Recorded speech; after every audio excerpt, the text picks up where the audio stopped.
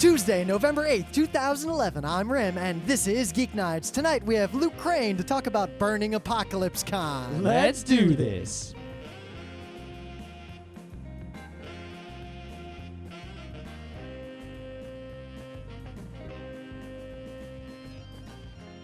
So we're here with the Right Honorable Luke Crane. Yeah, that's right. I've right honorable. What does that mean?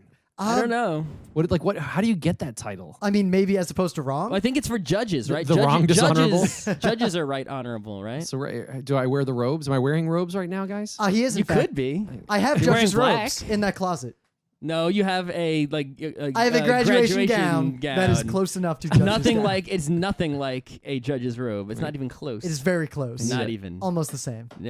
Someone who's Calling like this meeting to order. All right. So the reason please rise. we brought Luke in here is partly because I'm actually in Japan right now, but and we needed a Tuesday show.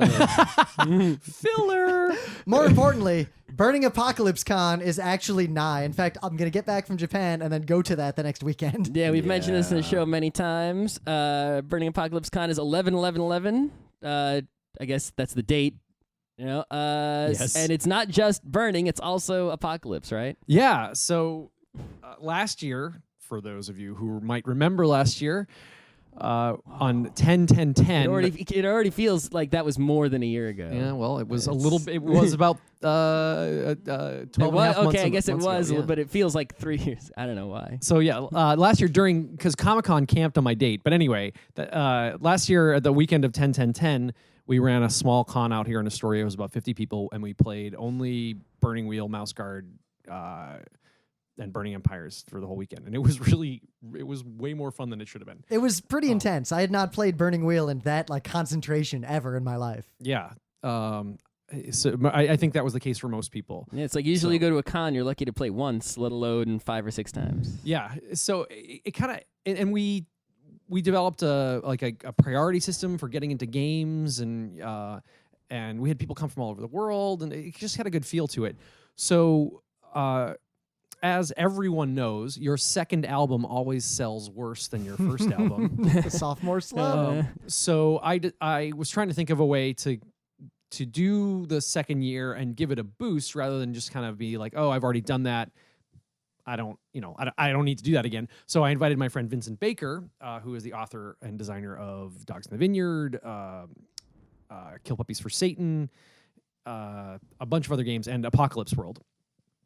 And I said, hey, so the convention is now curated. This is the new hip word. Oh. It's curated. Basically, you run you can only run a selection of these games. There's 10 games that you can run at the con. Though I know you put in other options. So, of course, I immediately submitted with a game that wasn't on any of the lists that was made by Jared, just for fun, to see if you'd accept it. Yeah, no. So, and I didn't want the other option in there, but my programmer, because programmers just don't listen to They you. always put another Yeah, they do it. They do stuff like that. So he put it up there, but he's vindicated today. Somebody submitted a game that I didn't think of. Somebody submitted Rock of Tiamat, which is one of Vincent's small experimental games. Oh, wow. Oh. So that's really cool. So now we have a Rock of Tiamat event. Would it be okay to play Arabian Nights? Didn't his wife make that? That is a Megway Baker game, not a Vincent Baker game. Okay, there you go.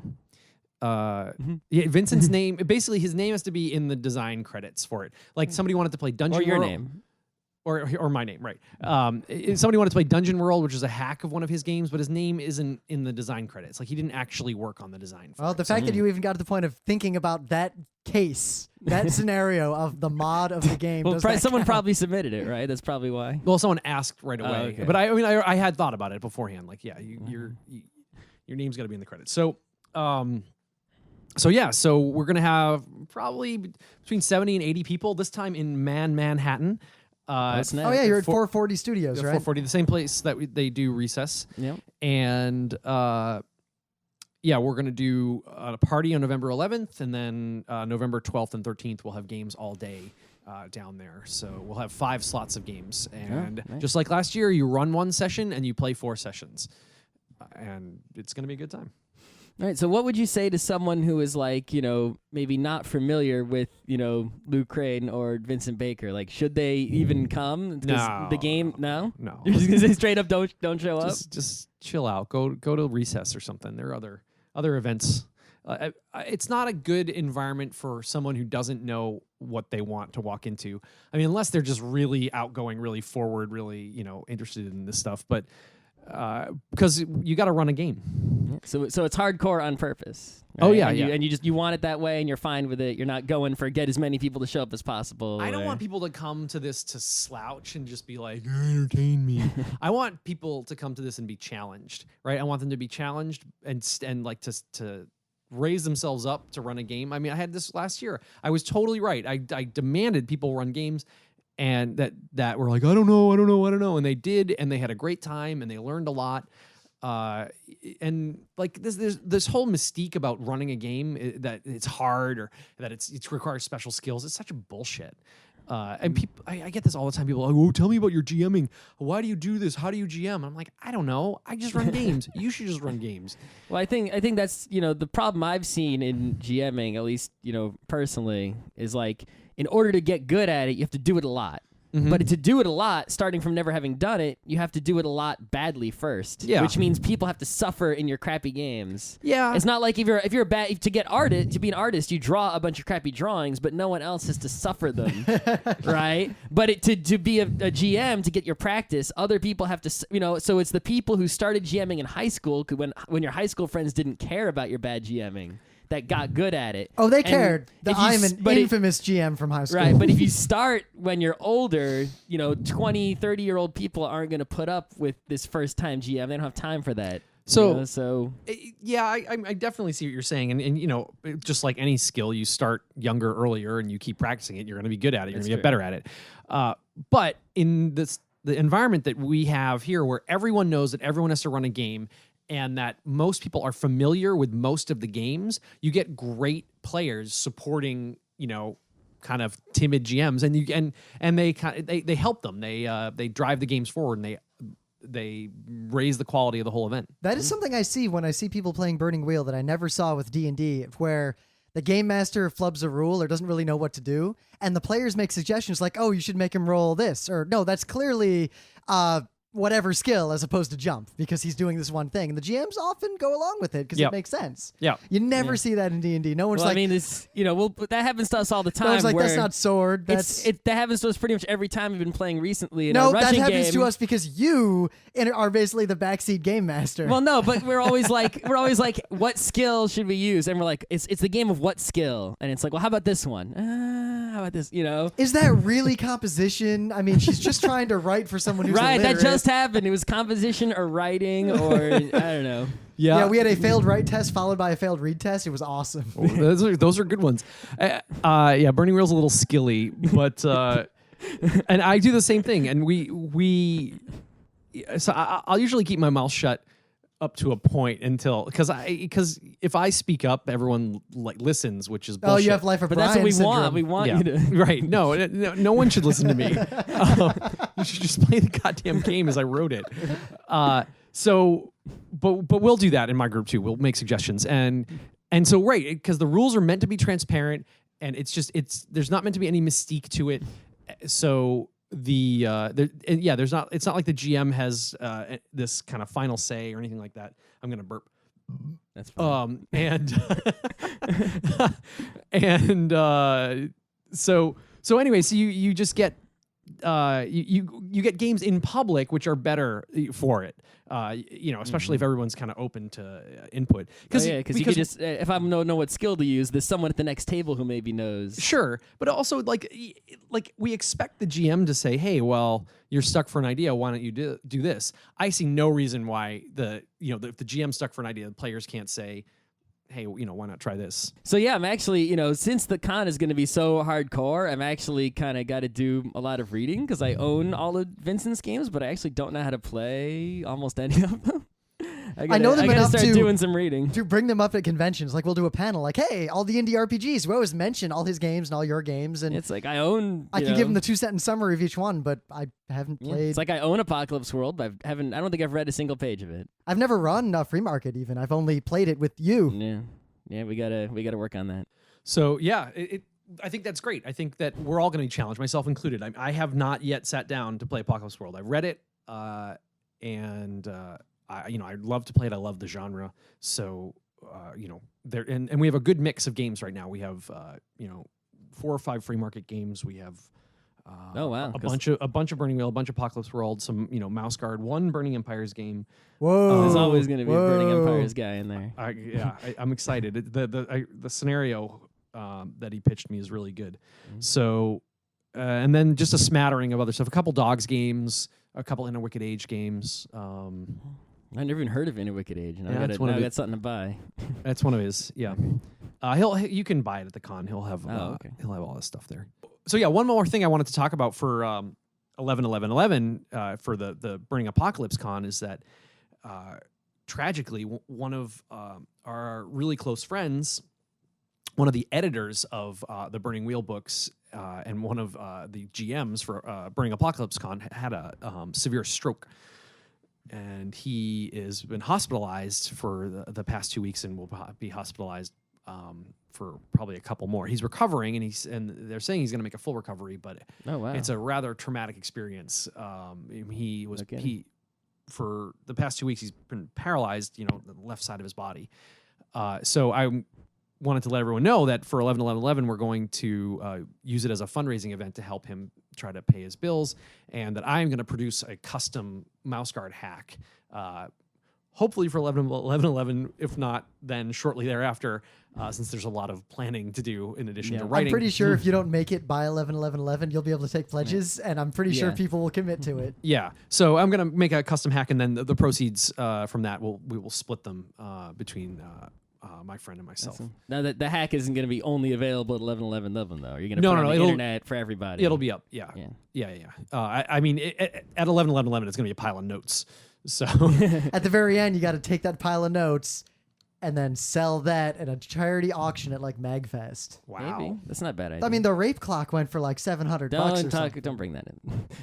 No, you should just make sure that when you put it up there, that you let it instead. Don't set a price. Make it like pay what you want, because there'll be people who will give more. Right. Like if you make it $5, someone's like, I want rather than buy 2 for $10, they'll just want to give you 20 for the one. Yeah. I was thinking that basically it's going to be a pay what you want scheme for the hack. Yeah. Yep. I mean, even non-charity, purely commercial ventures that do that tend to do very well. Right. Right. So, I figured you guys would want to know, and your listeners might want to know too. Yeah. Definitely. So, if you like the way Burning Wheel books are edited, if you like the fact that the lists are alphabetized and all the weapon stats are, correct and stuff like that, it's this is the guy that does all that editing. He's the guy who does the really niche-y stuff that makes sure everything's in order and the stuff that most people don't think about. That guy is now surprisingly important to my life. The stuff that you would be surprised you'd think that Luke Crane could do that, but no. All right, so I guess enough about you, right? Yeah, let's do fun stuff. So, have you heard about this Risk Legacy game that's coming out? I want to know your opinions. I have only heard the vaguest of things about this. Okay, so there's a new Risk coming out. It was designed by Rob Daviow and someone else whose name I could get from Board Game Geek if I wanted to. Sorry, other guy.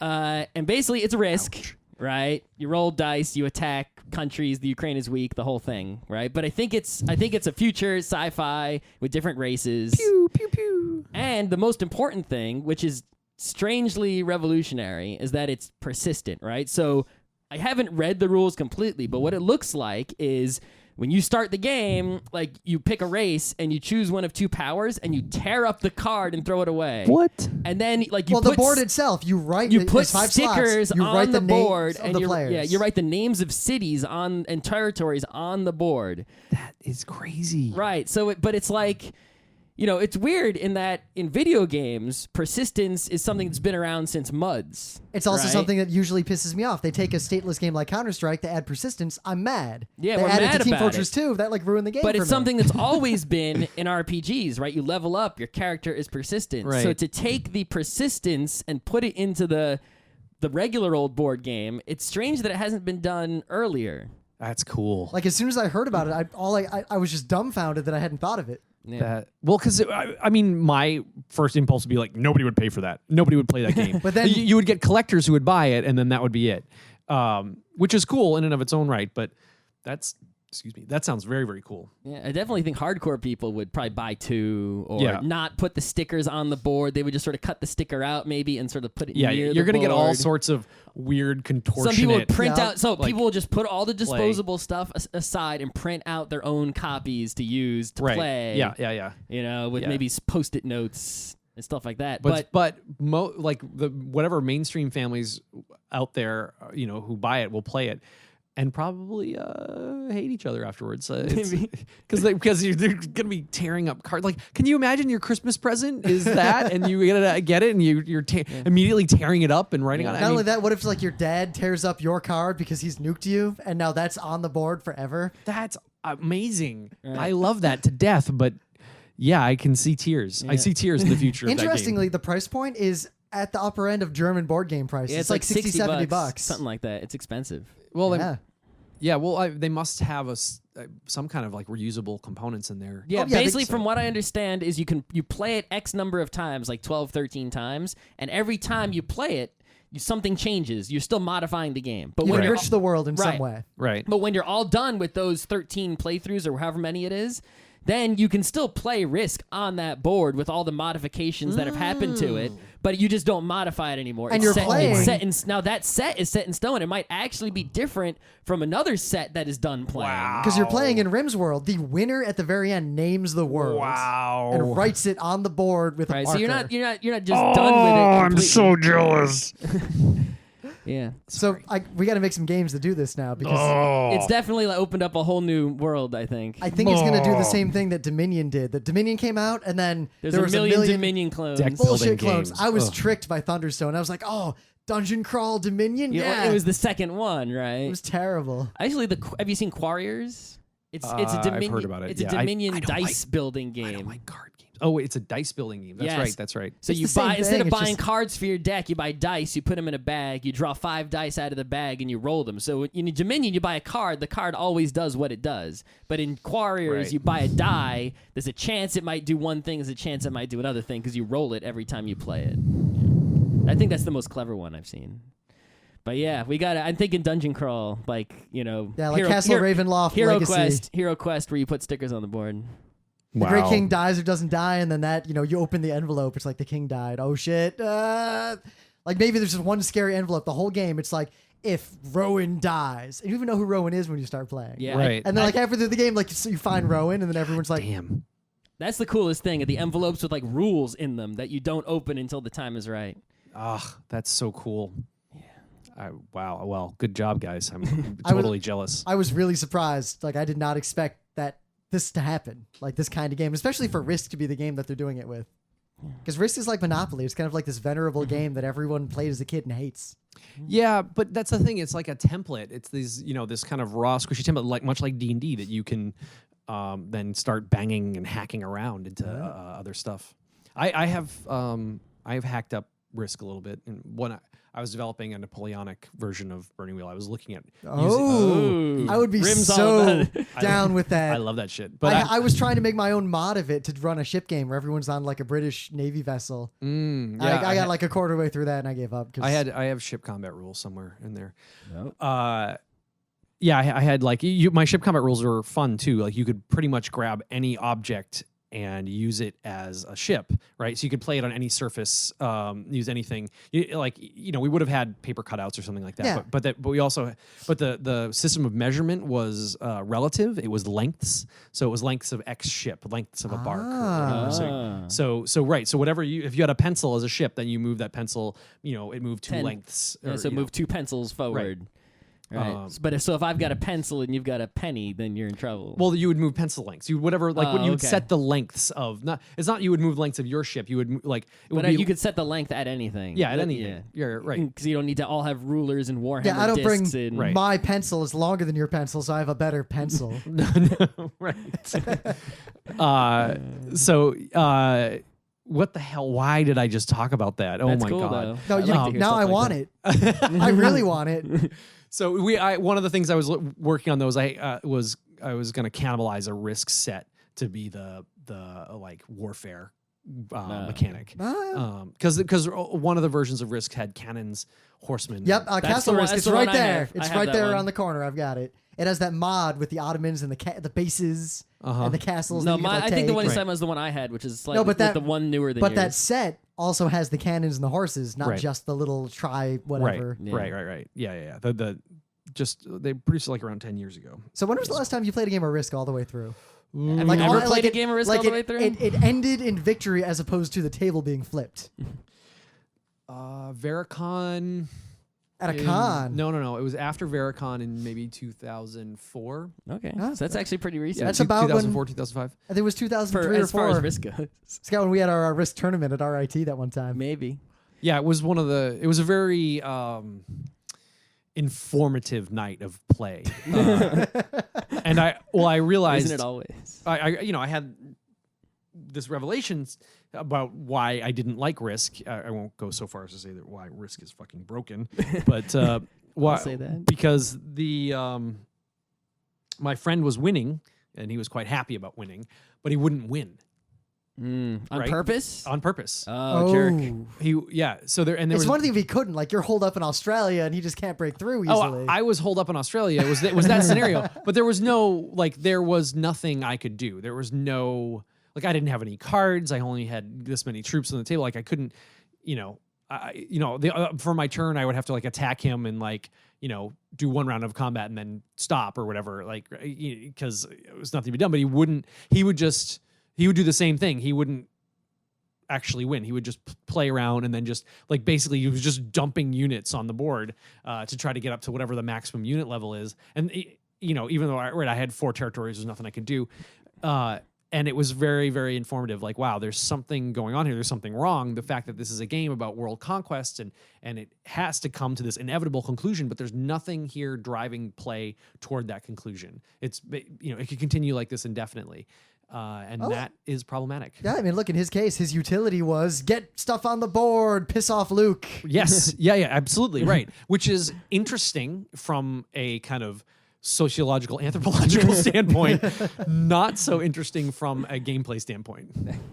So what games have you played recently? Like, have you played a game recently? Video games, board do you have a games. campaign going on? Or? Oh Lord. What? Well, my funny that you mentioned Napoleonics. My love this year, this past year has been the Command and Colors Napoleonics. So that's the guys who made Memoir. Yep. You see, Memoir's free it's free on Steam now. You can just play it. Memoir 44 online. Oh, that's cool. So that was that I've had that. I haven't played it nearly enough, but I really enjoy that. Don't be tricked into getting battle lore. No, I played Battle Lore a couple times and I just couldn't deal. I just didn't like it. It's Do you want awful. my but Battle Lore set? yeah, you can have it. I played it like once. All my friends I know, they played it like once and they don't like it. So Napoleonics. I've also been playing. Some of your listeners might have heard me interview about with Genesodes Jen about Greg Stafford's Pendragon. Yeah, I want to ask you about that. We're gonna play that, I think, after Scott spends a year or two training. So I was like, how much Arthurian stuff do I need to know? Because I started reading it and it was like, it's like I don't know anything about heraldry. So how much like heraldry do I have to learn in real world in order to? Do you have just the rulebook Pendragon? I have to get the other one, like the campaign one, right? Sure, the get big one. The campaign will walk you through everything. Oh, will it? It has all the. I don't have to go and read like more to Arthur to learn. Anything? You should, because it's I'm cool. going to anyway, but the point is. No. The Great Pendragon campaign has everything. It's exhaustive. So but it's like, so if I'm gonna run this, do I have to read that entire campaign, or can I just turn to page 1 and sort of begin the campaign that? You totally. It's on rails, dude. You don't need to read ahead. You don't need to read ahead? I mean, it's like you can read ahead for like the next week or whatever, but it's totally on rails. So it's pretty much just read the rule book, then open up the big book and start playing. Yeah, I mean, obviously I'll read like the first, bunch of pages in the big one to know what's coming up. Yeah. Otherwise, it would be a little weird if we're sitting there playing a game and I'm reading a whole page. Let people wait. Yeah, no, don't do that. Yeah, don't do that. Yeah, you really want to familiarize yourself with the basic mechanics. They're going to be a little bit different than what you're used to. No kidding.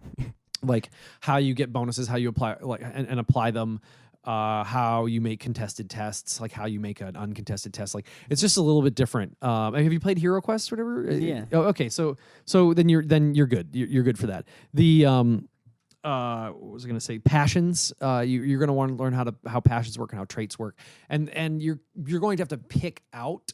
Like you're gonna figure out kind of what the authority level of the GM is in the game, like when you can make someone make a passion test, when you can make them make a trait test, when you can just fuck with them in other ways, because there's the GM has some kind of really hard sticks that he can hit the players with, in addition. So to, if you hit too often, then no, too hard. No, you need to hit. Oh. You need to every time the players cross that line, you need to hit them with the stick in the game. Okay. Otherwise, the game breaks down. Right. Otherwise, if it's like parenting, it's like if you're inconsistent, like you did that once, but it was fine then, but now no, bam, it'll drive the people crazy. Yeah, that's actually harder though because it's like, something that I always have a problem with running Burning Wheel and other things. Like I forget to do the steel test. You just don't remember. Right. Or you forget to do a Dwarven Greed test. So forgetting to hit with the stick, if that's very important. It's the game's a lot more confined to these things than it is than Burning Wheel is. It's not quite as expansive. So for people who have no idea what we're talking, well, like what is the game like? It's obviously a King Arthurian legend. It was described to game. me by Scott as the I was exact giving opposite of Burning Wheel. I was giving a which second, is somehow just as awesome. Right. It's like I gave him like a second-hand description based on a half reading of the rules and listening to you on another podcast. So he's like, you don't make any decisions. You have no control. I just tell you what happens, and it sounds awesome. Yeah, pretty much. so I was close. Yeah, it's a really amazing game design. It's unique for a role-playing game. If I'm not mistaken, one of Greg Stafford's priorities when designing it was to take control away from the players and put it and so make the character a little less controllable, so that the players can't walk up to Uther and just knife him, right? You can't be like, I'll take Arthur, ha ha ha. You can't do any of that stuff because your character has these traits and passions and all these kind of rules that that the character must abide by. And the thing is, they're not just simply strictures laid down of no, you can't do that. It's all built into the fiction of the game too. Like it all makes sense. Your character basically, if you push him too far in one direction, he'll start to act like a knight in that period. He'll start to behave like in that manner. And you basically, the player will be confronted with, okay, you have to behave in that manner. What do you do now? It doesn't say exactly what you have to do. It doesn't say like you must do X, but it says, okay, you hate Saxons. The Saxons are asking you for emissary. What do? You have to hate them. You have to figure out some way to manifest that hatred here. And so it's hard. It's really challenging on the players. But it's amazing how it produces, it does what it says it's supposed to do. It's really neat. So by the end, you've basically played out the entire Arthurian legend. Mm-hmm, mm-hmm. So how long have you been playing this? We played about 14 sessions. We're on hiatus right now because we pretty much knifed each other. Okay, so how far along through the big book did you get in 14 sessions? We're in the anarchy period. We're I think at 499 or 500. Well, how many pages? Like how percentage wise? Oh, I don't know. I'm not the GM. I don't give a fuck about any of that stuff. But I only care about my I'm just manner. wondering, like, how many sessions would it take to get to the end? It's like Arthur goes off to and it's over. It's like 2 or 2.5 years of play or something. Okay. Playing every month, every week, every week. Yep. Oh wow. Yeah, we're in for something so here. in other words, like 8 to 10 years of play. Yeah, our Burning Wheel game is lucky if it's every other week. Yeah. Well, it's a really amazing piece of work how he's taken the mythology and made this game out of it. And one of the frustrating things for us is that you're not important in the mythology in any. Yeah, you're not playing as Arthur or Lancelot, right? No, you can't. You cannot. You have to be Sir Dix-a-Lot or whatever. Yep. I am Sir Guy. I can't remember my manner.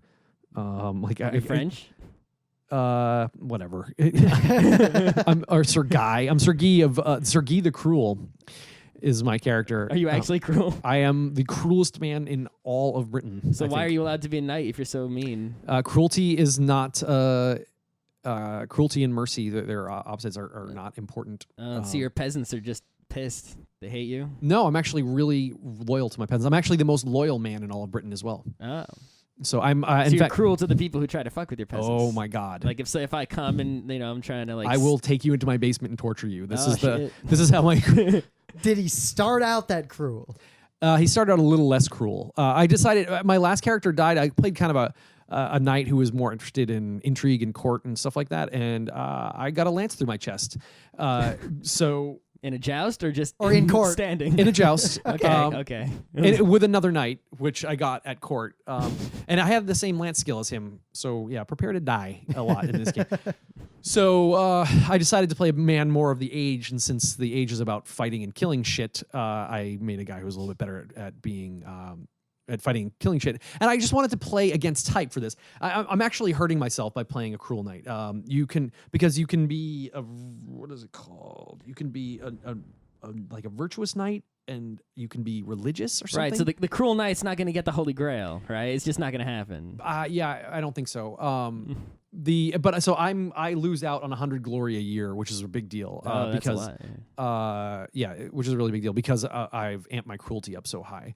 That seems to be from reading the rules. Like the number one thing is just get as much glory as possible. As much get all the glories. The game is weird in its priorities, like its actual gameplay priorities, like the kind of the behavior that it rewards, because there's all these great ways that it sculpts your behavior and makes you behave like a like a knight in this age. And knights in this age are complicated creatures. They're violent, angry, religious. Religious, but also they're loyal and honorable and tolerant, and it's weird. It's cool, so the characters have a lot of nuance to them, but you in order to survive the rigors of the age, the perils of the age, you have to acquire glory. And in order to acquire glory, you need to be hungrier than a fucking 5th level magic user. Get me out of here. I need to get to 6th level.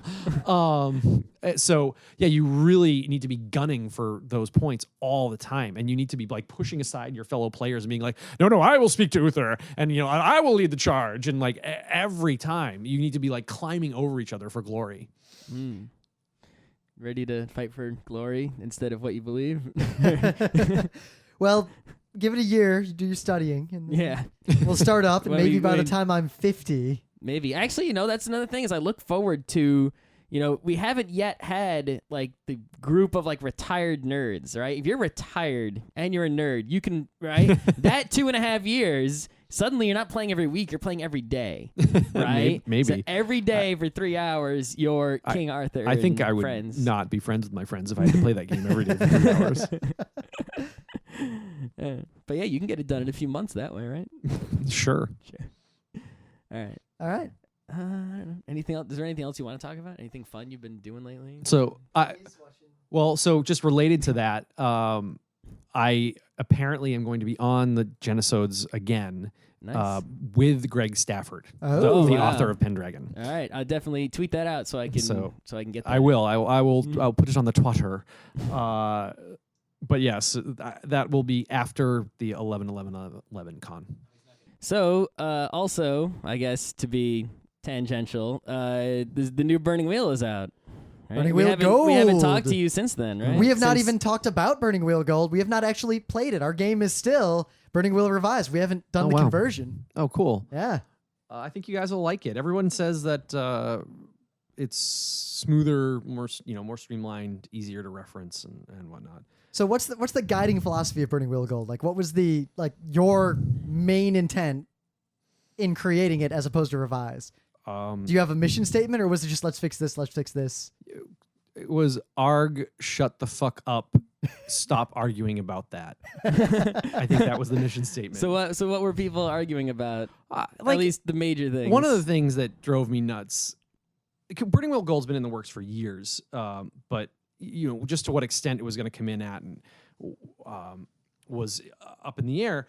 But one of the things that one of the defining moments was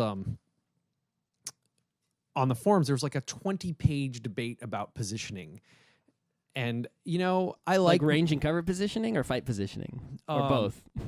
Fight positioning. Okay. And I like those rules, and they're fun. But I was like, I'm reading this stuff, and I'm like, this isn't what my game is about. My game does not. I just don't care, and no one should care this much about the if you have a spear and you're at lunging and how do you withdraw and all. I don't know. What the fuck. I feel like sometimes I cared and sometimes I didn't. Okay, well, like it depended on what kind of game it was and what was going on in the game at the time. Sure. Well, I mean, Burning Wheel's flexible like that too. Like you don't. Sometimes you just don't have to care about the fight rules, and that's fine. But there just was way too much energy being expended on that shit. So, I was like, all right, I know I can just tweak this. Of course, now all of those same people are like, but. So don't play it, right? The old game still exists. No, it's not that. They love the new rules, but they have to question every iota of the new rules, and I'm just like, oh god.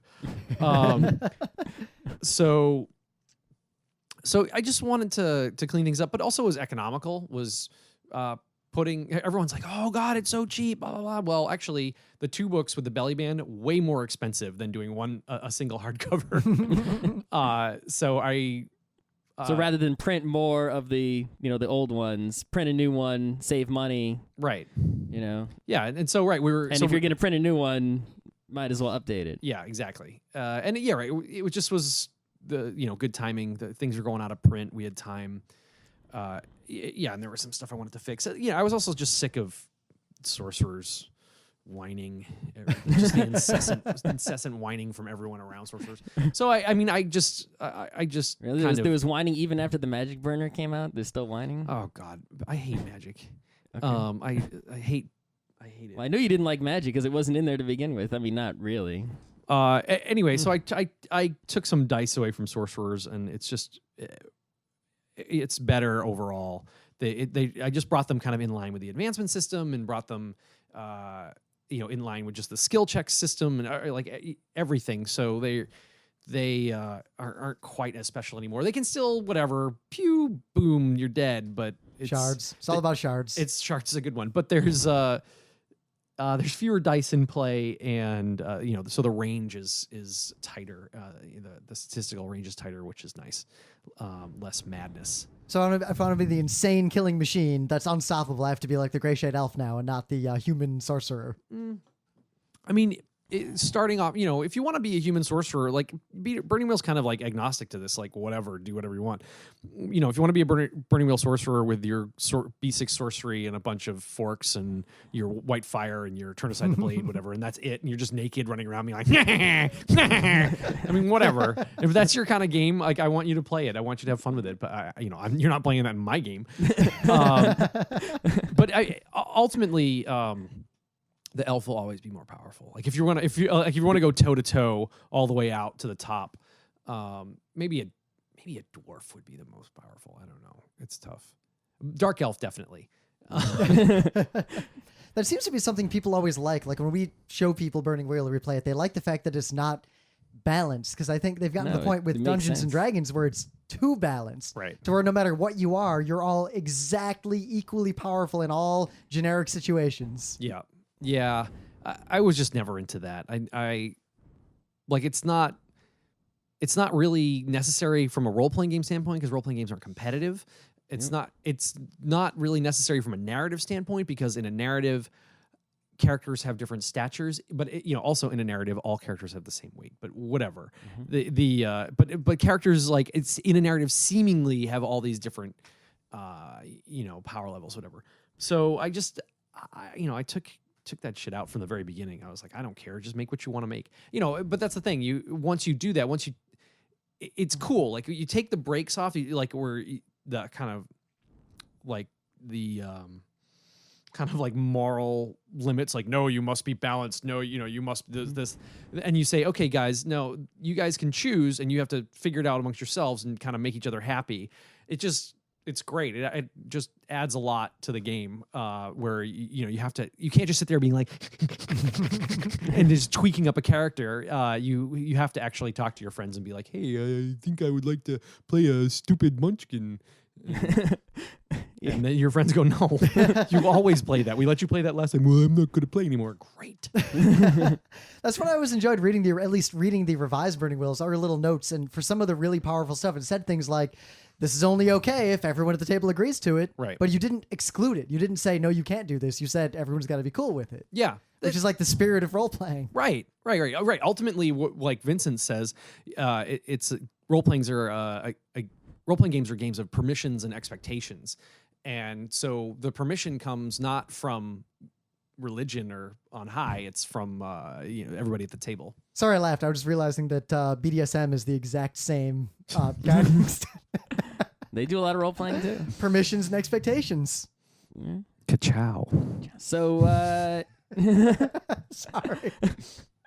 oh my god. So in my I don't know if you know this, but I get a box of comics in the mail every month from dcbservice.com. It's Okay. actually pretty cool. You pre-order 2 months in advance and everything's like a ludicrous discount. Cool. So the box was unusually large last month because there was a very large box within the box. Would you know about this other box? Mouse card? Yeah, maybe that one. Whoa. It had a bunch of dice in it and like statues and Yeah. all kinds of crazy crap. I mean, you guys... And the map, which was the most, because the original hardcover, like you'd be opening the back of the book to use the map that was like in, Right.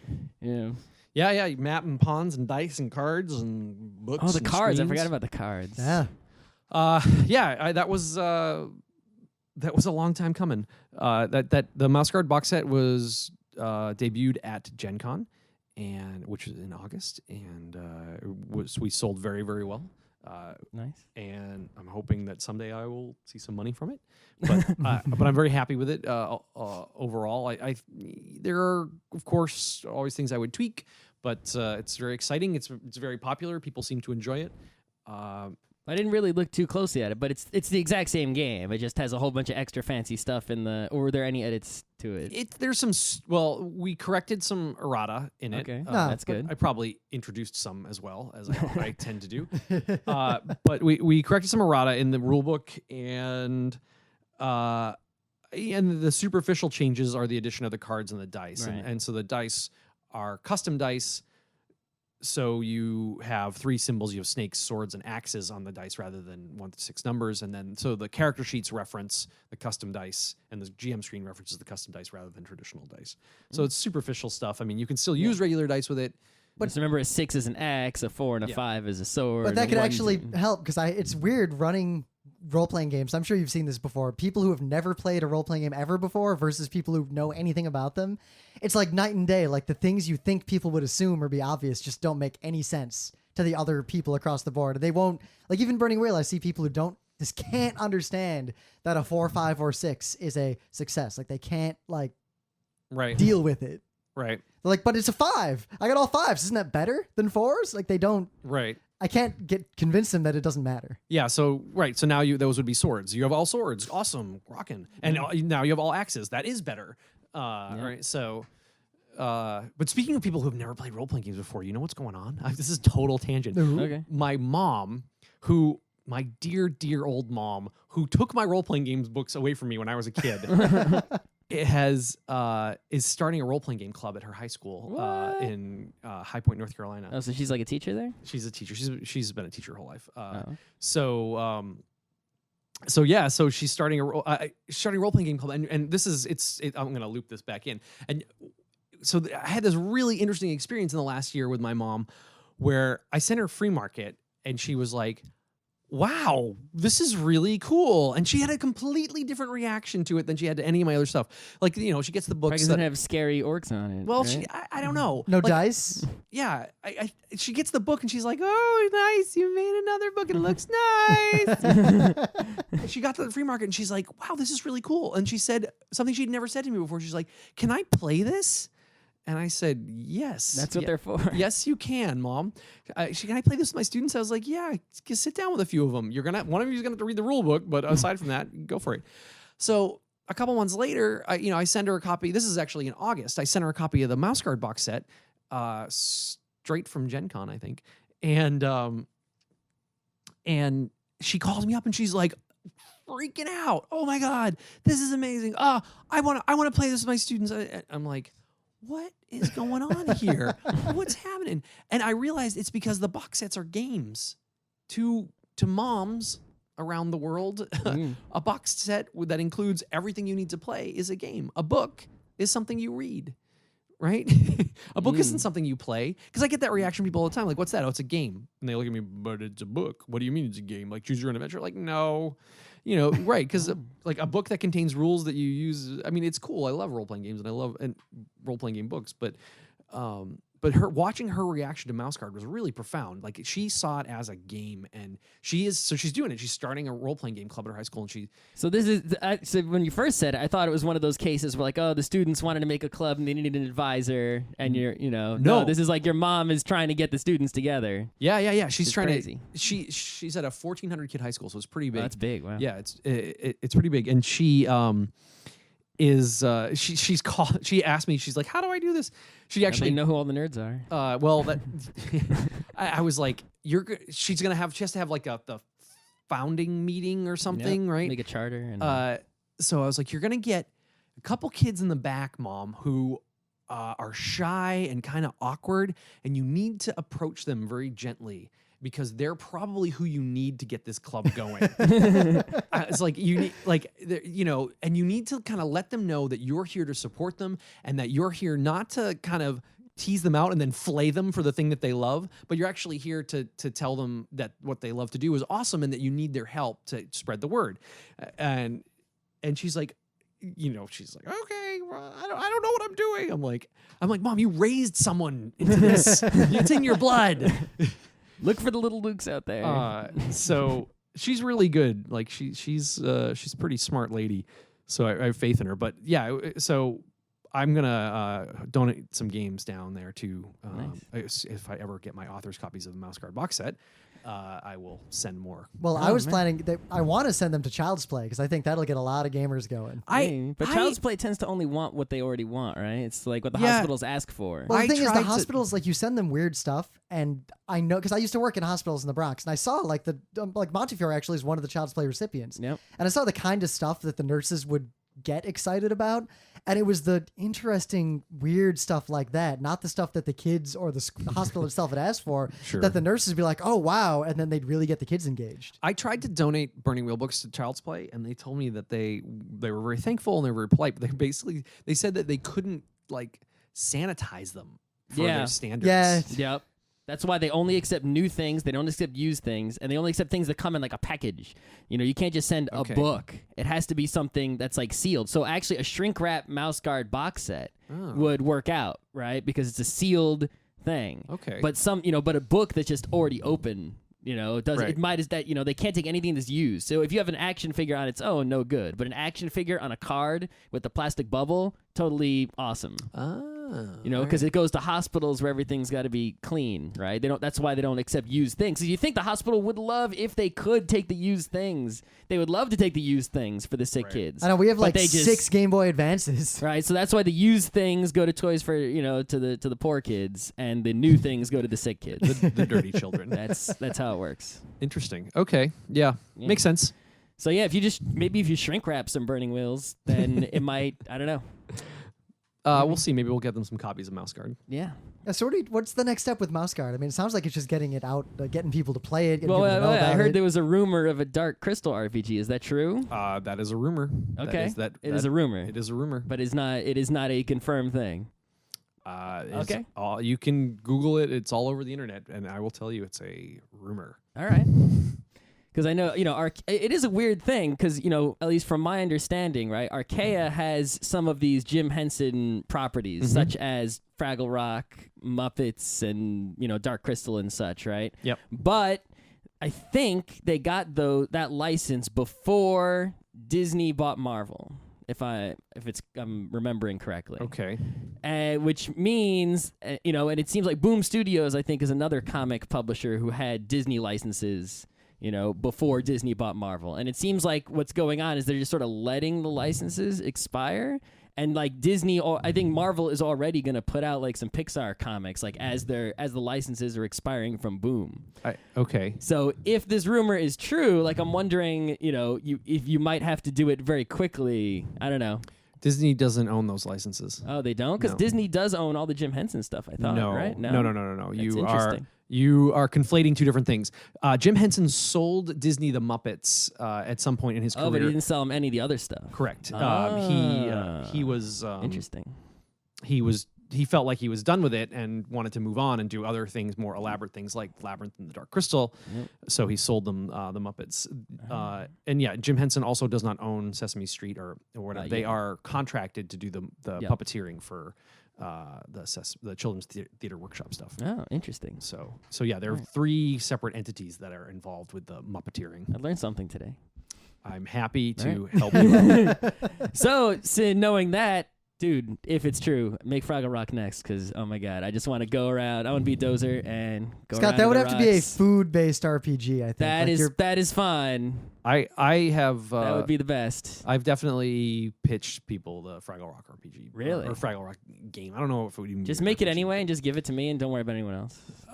It's interesting that you're interested in that because they don't think there's any interest in that. Well, I mean, my experience is that no one seems to think that anything that's popular should be popular, will be popular, would hit any demographic. Yeah, I and mean, you think even, Archaea is a lot basically. more smart and savvy than, say, a Hasbro. Ooh. But even them, it's still not, I don't know. Anyway, if it's possible, I will try for it. All right, Yeah. awesomeness. That's the best I can say.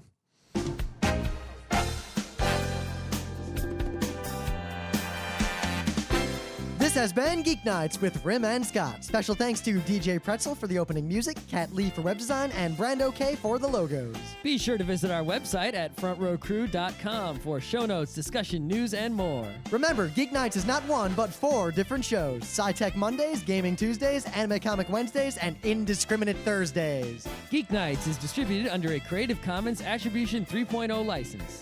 Geeknights is recorded live with no studio and no audience. But unlike those other late shows, it's actually recorded at night.